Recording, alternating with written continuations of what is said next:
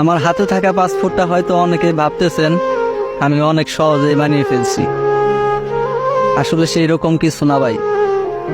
এই পাসপোর্টটা দেখতেছেন আমার হাতে থাকা, এই পাসপোর্টটা বানাইতে আমার অনেক কিছুই ঝামেলা হয়ে গেছে। তো আমি পাসপোর্টটা পাওয়ার কোনো আশাই ছিল না আমার, বাট সেইখানে আমি পাসপোর্টটা পাইছি। শুধুমাত্র কিসের কারণে সেটা অবশ্যই আপনাদের একটু বোঝার ক্ষমতা আছে। তো মাননীয় প্রধানমন্ত্রী, এইটাই কি আপনার স্বাধীন বাংলাদেশ?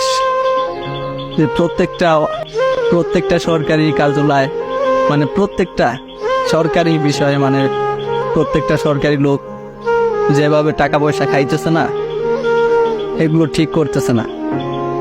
তো বর্তমানে যে অবস্থা চলতেছে, একটা পাসপোর্ট বানাইতে কত টাকা খরচ হয়?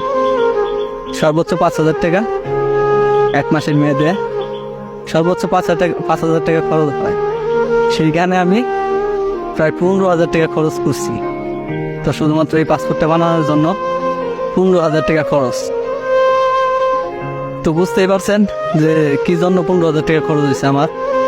তো আমার অনেক টাকা মানে অব্যয় খরচ করা হয়েছে। তো মাননীয় প্রধানমন্ত্রী, আপনার কাছে একটাই দাবি, তো প্রত্যেকটা কার্যালয়, সরকারি কার্যালয়, তো আপনি এরকম একটা ঘোষণা দিয়ে দেন যেন কেউ এরকম কাজ না করতে পারে।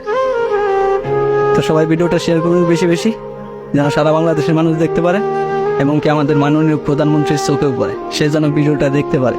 তো আপনাদের কাছে একটা রিকোয়েস্টই, ভিডিওটা শেয়ার করবেন বেশি বেশি, সবাই দেখার একটু সুযোগ করে দেবেন। আপনাদের কাছে একটা রিকোয়েস্টই।